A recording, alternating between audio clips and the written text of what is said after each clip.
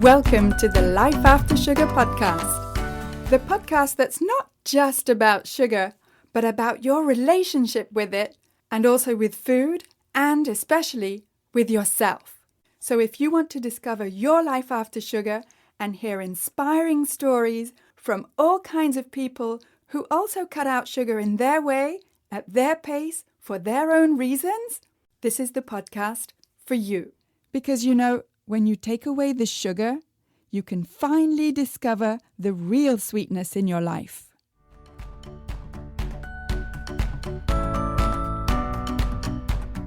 I'm your host, Netta Gorman.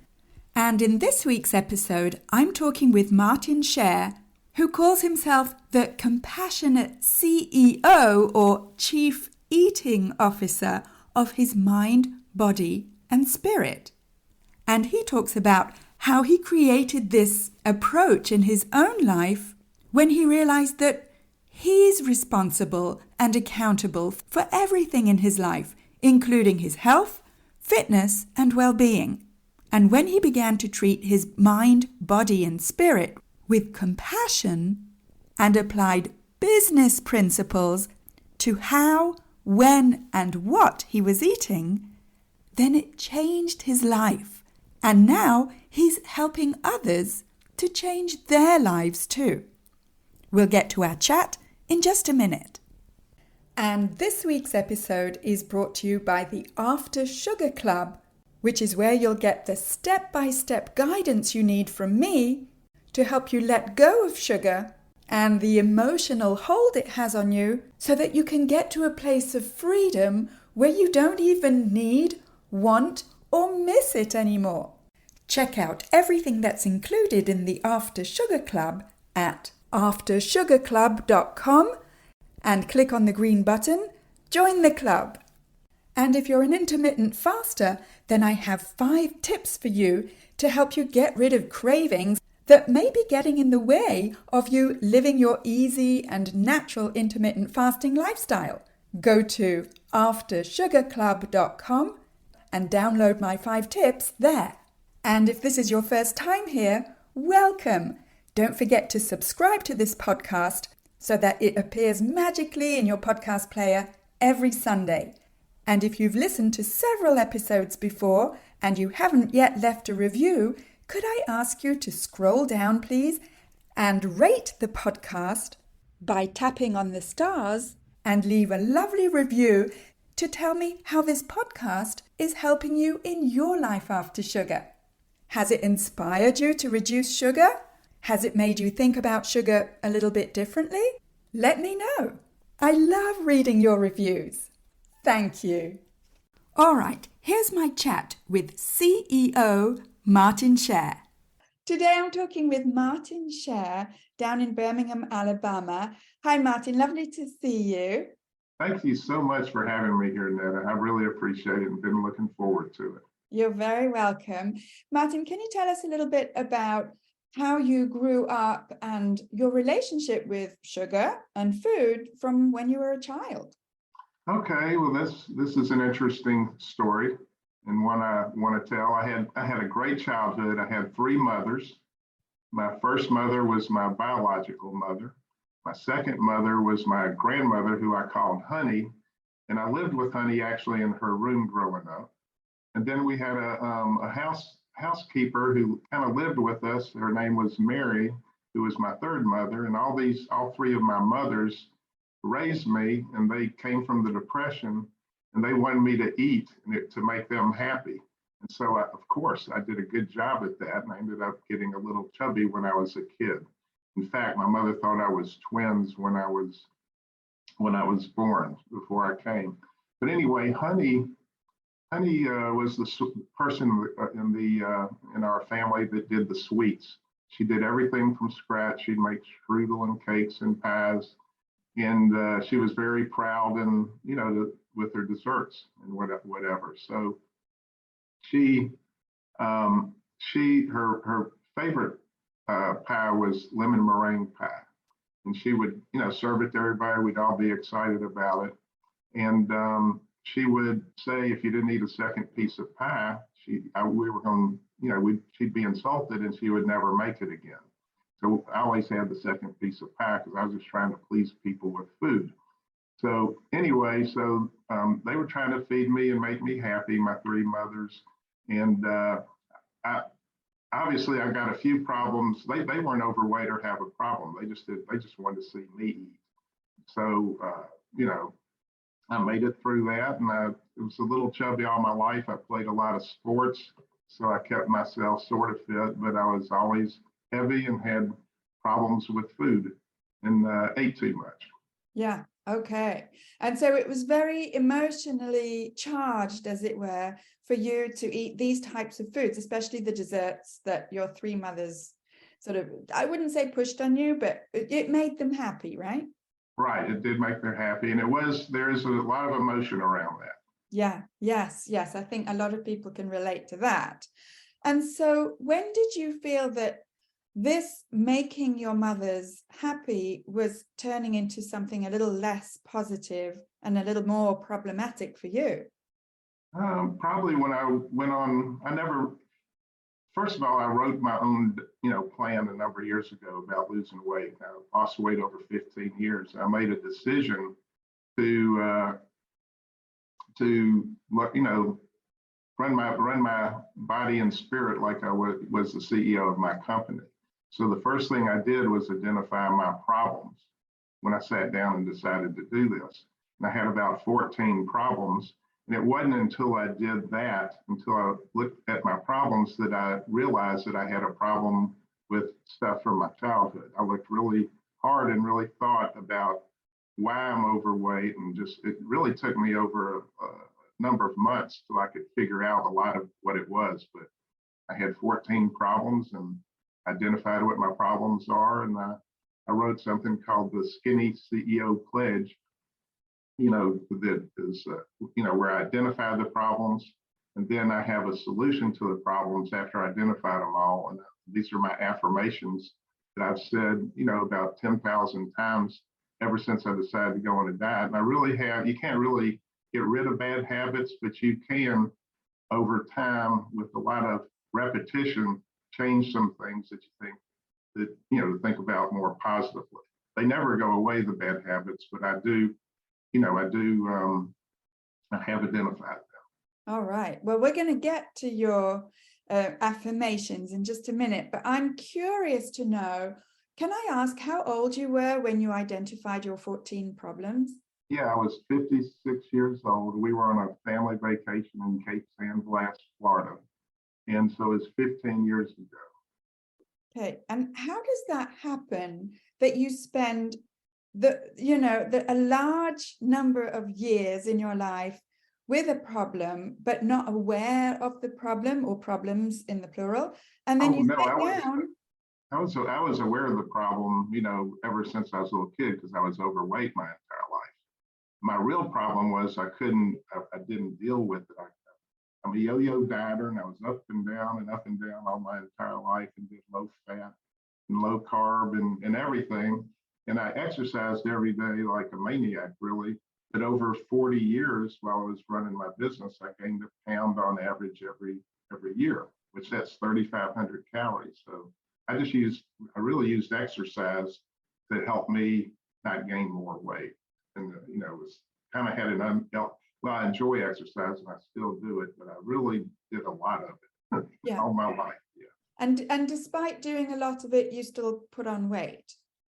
Yes, I gradually gained weight. I go up or down. I'm not, I lost about 50 pounds, but I kind of a big, I'm 6'2" and I'm kind of large. So wasn't ever a problem to me. Like people didn't make fun of me. I was, played a lot of sports and stuff.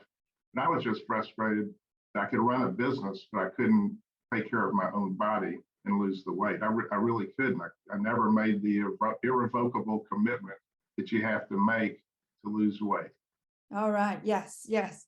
And so, as you said, I totally relate to that, where you're like, well, I can do all these other things well. Why can't I, look after my body? In your case, lose weight. In my case, it was getting pregnant or whatever, It's so frustrating that what seems to be complicated, like running a business, you got down well. And then what seems to be less complicated, like looking after your body or losing weight, was just out of reach. And when I talk about your problems in air quotes, it goes way below or way beyond just weight loss, right? Mm-hmm.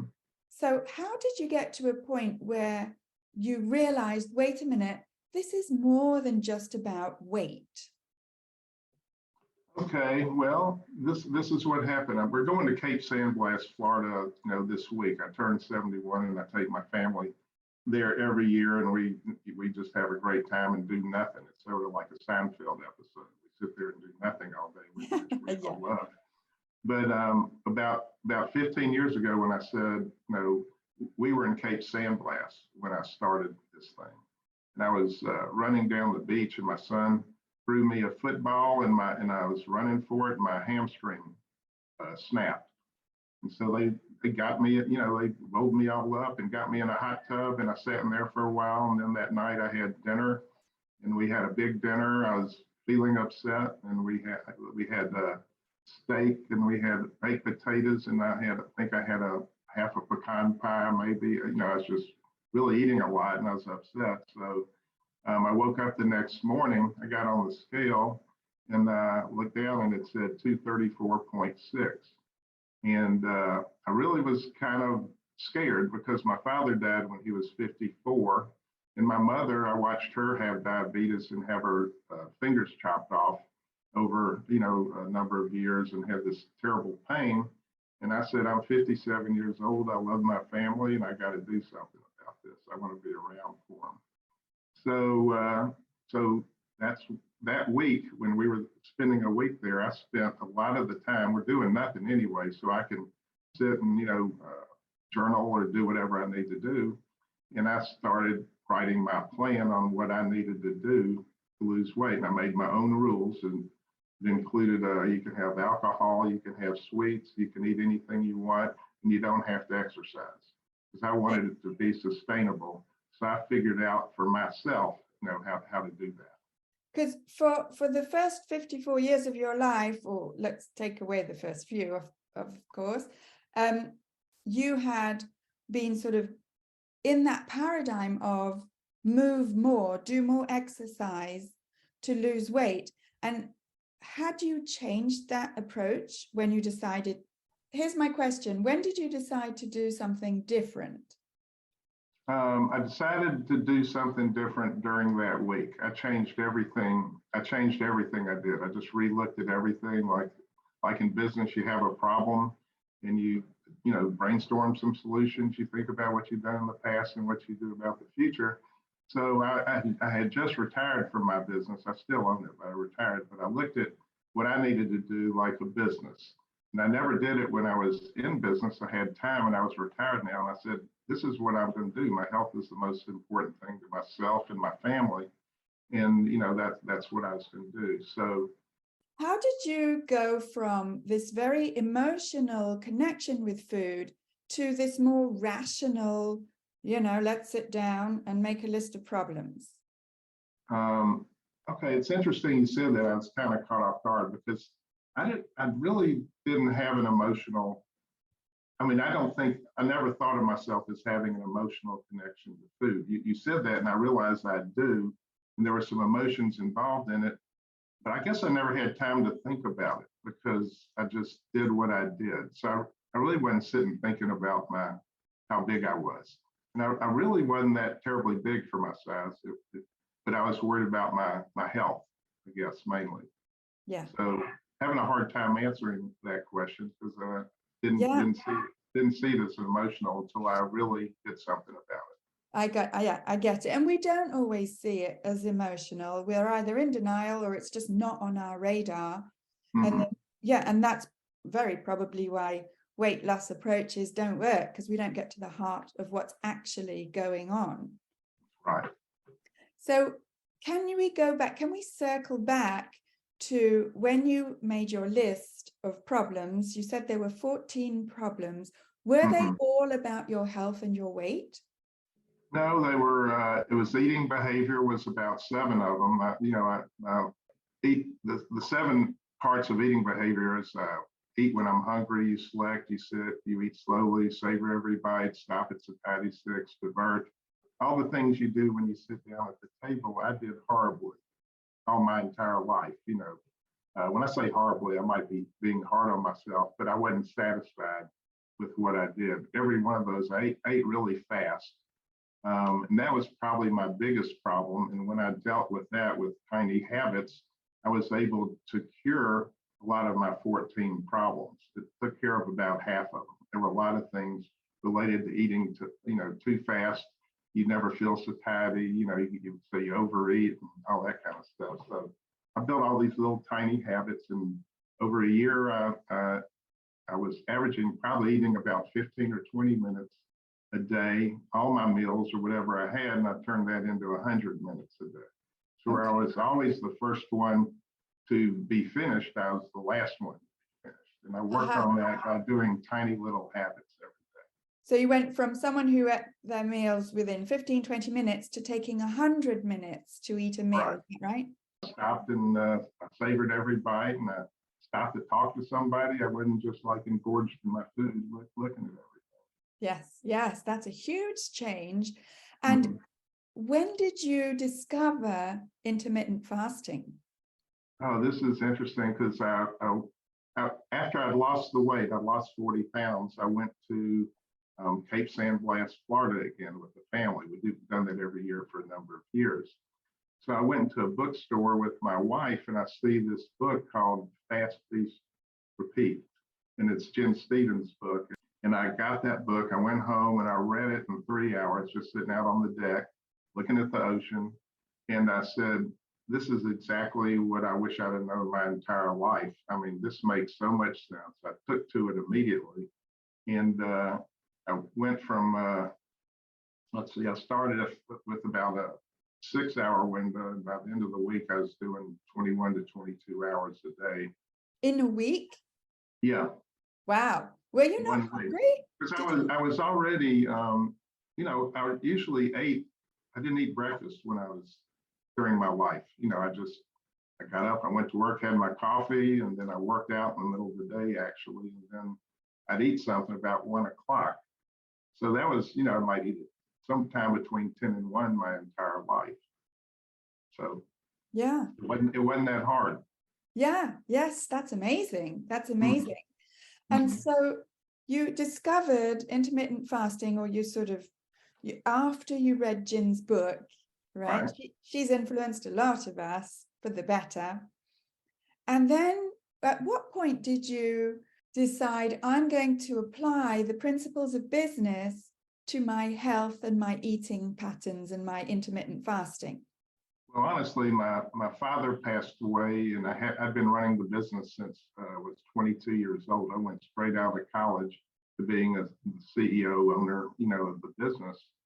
And that's really all I knew to do. That's all I knew. However I ran my business, I said, it'll make sense for business. I'll just do it for myself. And that's what I did. That was my only frame of reference. I always had to run my business. I just want to take a little break to tell you that if you're looking for some help and support to help you start cutting sugar, especially if you want the health benefits of an intermittent fasting lifestyle, but you know that sugar's derailing you, then go to my website, aftersugarclub.com, and download your 5 tips for getting rid of cravings. If you're an intermittent faster and you want to cut sugar, but you feel alone, like nobody understands your choice to feel better and live a healthier life, like nobody gets you, then the After Sugar Club is the place for you. Can you imagine what your life could be like with all the health benefits of intermittent fasting and less sugar? Like more stable energy, better heart health, easier weight loss, less aches and pains and less inflammation, and fewer and less severe headaches. Intermittent fasting and cutting sugar can also help lower the risk of depression, give you better sleep, encourage a stronger immune system, and just like me, give you better digestion and less bloating, better gut health, you could be amazed to find that you have better mood, more mental clarity, improved skin, less hunger and cravings, and that really makes intermittent fasting easier. You could get all of these health benefits and more, but do you know that sugar could actually be tripping you up if what you really want is an easy and natural intermittent fasting lifestyle? In the After Sugar Club, you'll become part of a friendly and supportive private community that's not on Facebook. You'll have access to me and my insight and experience living 7 years sugar-free. Plus, you'll have access to a wealth of videos, ideas, recipes, practical tips to replace sugar, and much more. And you'll also have access to our twice-monthly check-in calls, which is what I call our support calls, for guidance, encouragement, and accountability. The After Sugar Club isn't just about what you eat, it's about how you feel. And if you want to transform your relationship with sugar and feel free from the hold it has on you so that you can live a healthier lifestyle, including intermittent fasting, then come join us in the After Sugar Club. Go to aftersugarclub.com and click on the big green button, Join the Club. See you there. Yes, yeah, that was the paradigm that you knew. With your 14 problems that you listed out, which ones did you attack first, as it were? Were they all equal, or were there some that were more problematic than others? No, I actually prioritized them from the 1st to the 14th, so I could work in order like I would do in business. If I had a problem, let's say, what's the biggest problem you have? You start there, that can maybe solve some of the others. So that's what I did. And I just, when I did the first one, when I ate slower, I solved a number of them, like I had said. And then I just started picking off the other ones, and I'd focus on that maybe for a year, and I'd solve that with little tiny habits. And so it wasn't ever really hard, because I decided I wanted to lose weight slowly. I didn't want to lose it fast. And so I used an app like MyFitnessPal, and I kept up with everything. I like numbers and stuff, and that I really like them in business. So I used MyFitnessPal, and I figured out how to eat the most amount of food I can possibly eat and lose weight. So I purposely lost weight slow, because I knew if I was going to do it fast, I'd just go back to my old habits that I have. And I'd made up my mind I was never going to diet again, and I was going to lose the weight, and I was going to change my habits. And it took me a long time, but I was able to do it. Yes, very wise to do it that way, because losing weight fast, from what I can tell, hadn't been working anyway. No, sure hadn't. And so, did you change what you ate, or just when you ate? Remember, intermittent fasting I just did 2 years ago, so I did this, but I changed not when I ate, and not really what I ate, but we all eat. We don't really eat that many foods, most of us. We eat 50 or 100 foods. And I kind of eat healthy. I didn't eat a lot of junk, except when there was Olestra. You remember Olestra? There were chips. There were Doritos, and they used to have Dorito chips. And I used to eat them every night. And I'm lucky I'm alive after doing all that. But, So you weren't actually changing what you ate or when you ate yet, but maybe how you ate? all I did was I kept up MyFitnessPal, and I knew exactly how many calories, carbs, fat, and sweets calories. I have something I call the nutrition score, and you add up all those things, and it added up to 2,000 for me. And I would try to eat 1,950 calories of the normal things I ate that were healthy. Pretty much ate low carb most of my life. But I really didn't eat that much processed food except during the low fat years. But, Okay. that was a long time ago. But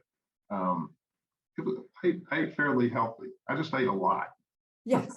Yeah, that's fine, isn't and it? one of my problems was sweets after dinner. Yeah, I was just going to ask about sweets. Yeah, that came from honey. That's what I meant to say earlier. Her thing was, what she taught me is you got to eat sweets after dinner every night and have dessert. And I carried that all my life.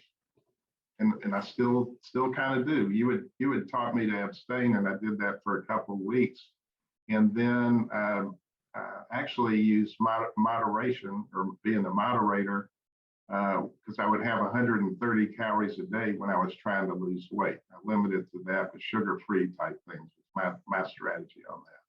But then you helped me because you put the idea in my head to go 2 weeks without it to see if you need to be an abstainer. And I figured out that I could abstain easy because I only had that craving for 20 seconds after dinner. And if I did something else, it went away.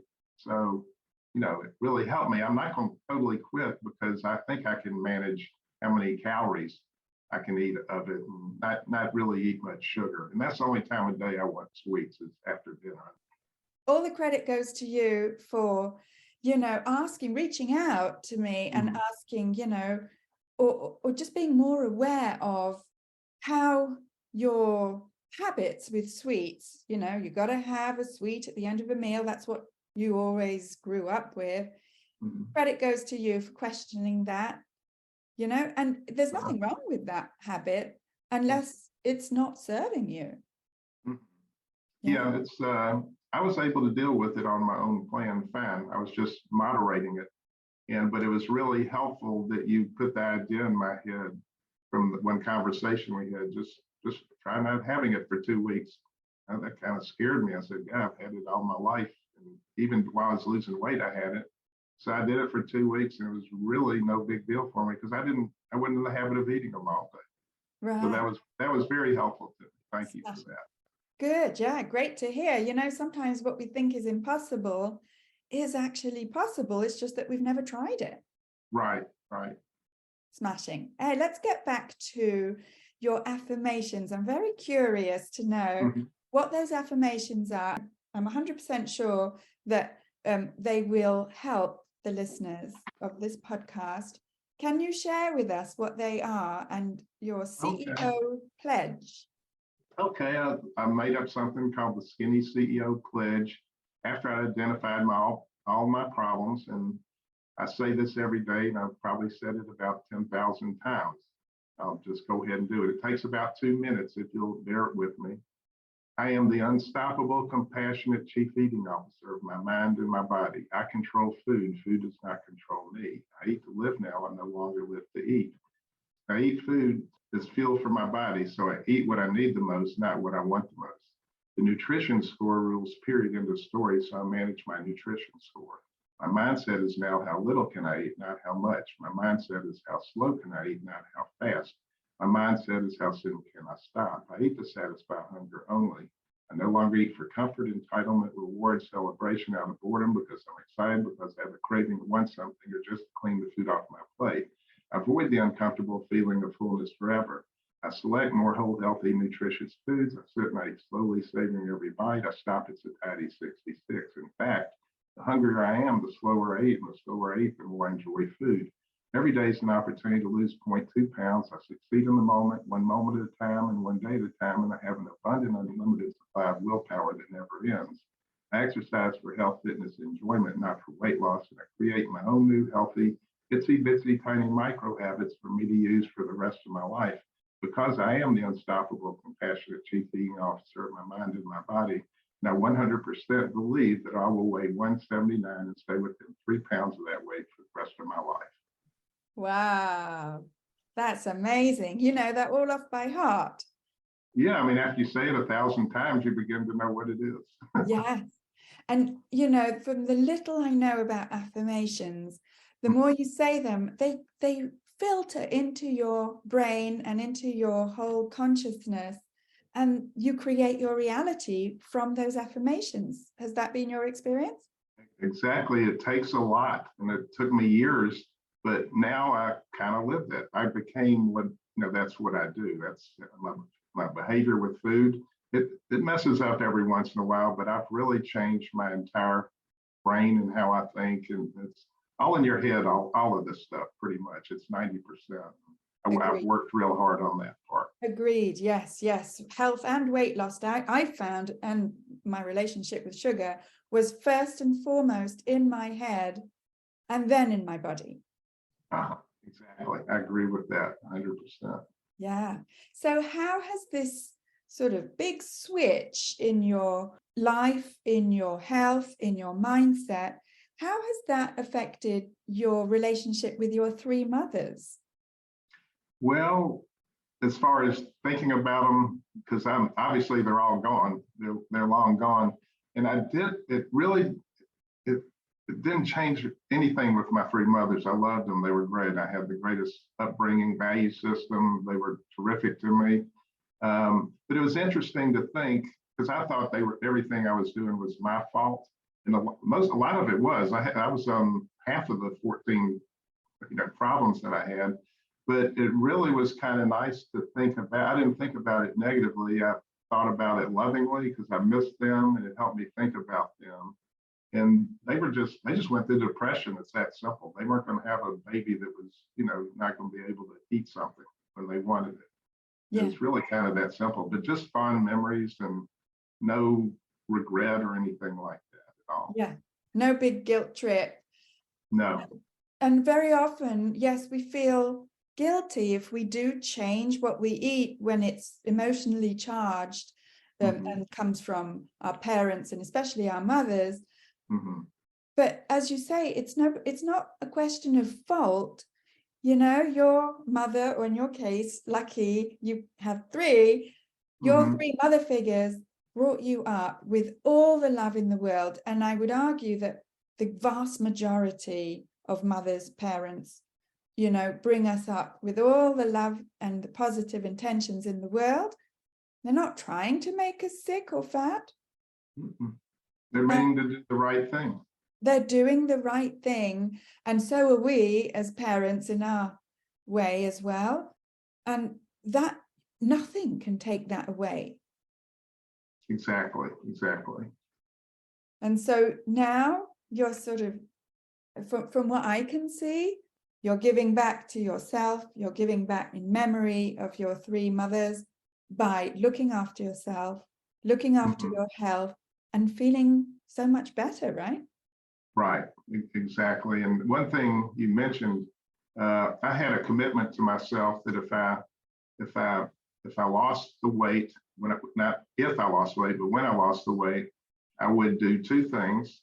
I would buy myself a Mercedes, and I never really drove a nice car because I really don't care about cars that much. But that's what I wanted to do if I lost the weight. And the other thing I promised I would do is I would spend the rest of my life in my retirement years trying to help people lose weight and do intermittent fasting and identify their problems, not charging anything for it. I just want to help people. So I have a Facebook group that I started about a year ago. And so we kind of talk about it on that. And I've found a few people to help who have lost significant weight by it's really hard to get people to go to the detail that I went to try to lose weight. And in fact, it's almost impossible because it's really a lot for people to do. That's just what I needed to do. Yes. So I try to get people to pick different concepts that I have and maybe latch on to one of them or something that might help you. Yes, that's lovely. I'm in your group, and it's wonderful that, we each have our own way of helping people, our own approaches, and some people will resonate more with your approach, others with my approach, others with Jen Stevens' approach. It's all good because there's plenty of room for everyone. Yeah, the thing I like about your approach, and it seems to be a little different than most everybody else, you make it clear that there isn't any really pressure of any rules that you give to people, whether it's intermittent fasting or how they eat or how much to eat. And people can have sugar, they don't have to have sugar. You're just really bringing up something that's kind of unique. And that's I like your business model as well as what you're doing for people. I think it's very unique, and you want to have something unique in business. I mean, maybe it's out there, but I haven't seen anybody take the approach, especially with the fermented foods and all that, which I'm interested in learning more about.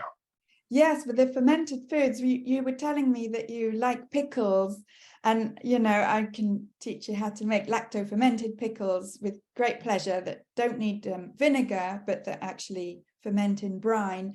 And that in itself, looking after your gut health and eating fermented foods and drinks, that helps with cravings. Once you cut sugar, it'll help you not have the cravings, or at least lessen the cravings.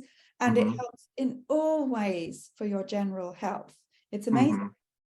Yeah, the only thing I'm concerned about is I've never really cooked, and I'm worried that I might not know how to do it. So my question is can you buy fermented foods? I really hadn't. I'm just sitting here thinking about it. If you don't want to make it yourself. Yes, and you're lucky you're in the States. You've got a whole wide range. I'll send you some information. A whole wide range of brands that sell lacto-fermented raw fermented foods and drinks. But it's funny because you mentioned cooking. Lucky for you, you don't have to do much. The good bacteria does all the cooking, in air quotes. And actually they do all the work. You just sit back and let them get on with it. That's cool. Well, I'm going to learn more about it. Yeah. All right. Well, I love talking about that stuff. You love talking about intermittent fasting, and I love talking about fermentation. Well, it sounds like your story is really interesting, and what you've been able to do. And it sounds like you had a really big problem there for a while with your sugar and everything. And it's cool that you were able to do that and help other people with it. That's kind of what I like to see. Yeah. Well, we're both helping people in our own way. And the more people that feel better in this world, I think, the better. Yeah, it's really kind of sad, what's going on and why so many people are unhealthy and what we've been taught all our lives. And I know we've talked about this ad nauseum, but it really is a problem. And there's a lot we can do. If everybody will just tell one other person what works for them and encourage them on. I'm not bashful about telling people what I'm doing, and tell it to them. And if they like, they usually, when you tell them you're doing intermittent fasting, they think you're crazy, but I'm going to still tell people, and maybe it'll dawn on them one day that might be a good idea. I really do believe in it. Yeah. Maybe our collective definition of crazy will change from, it's crazy just to eat once or twice a day to, it's crazy to eat every 2 hours like a newborn. I think that's going to happen one day. I think so too. Well, thank you so much, Martin, for talking to me. Lovely to meet you. Okay, you too. And thank you so much for having me today. You're welcome. Bye-bye. Gosh, isn't Martin's story inspiring? Especially how far he came from his upbringing and his way of seeing desserts and food and his own health. And I find it fascinating how Martin applied the concepts and approach of business to his own health. I'd never heard of that before. And basically, whatever approach works for you is the right approach for you. So thank you, Martin, for being such an inspiring guest. And if you're looking for some free resources to help you cut sugar and enjoy the real sweetness in your life, then I have some for you on the Life After Sugar Facebook page, the Life After Sugar YouTube channel, and now on my new TikTok account. And come and subscribe to my Instagram account at My Life After Sugar. You'll find recipes, inspiration, and sugar-free tips in all of those free resources, as well as on my website, aftersugarclub.com. And that's where you'll be able to join the After Sugar Club, which is where you'll get all the support, the accountability, the insight, and the encouragement you need to make your intermittent fasting lifestyle easier and your cravings disappear when you cut sugar. You probably know that cutting sugar has many, many benefits, but how to live happily sugar-free is a challenge for many, many people, and maybe it is for you too. So if you need help and support and guidance and accountability to live a healthier lifestyle when you cut sugar, then join the After Sugar Club. Go to aftersugarclub.com and click on the green button to join the club. Thank you for listening. That's it for this week. Keep in touch and see you soon for another episode.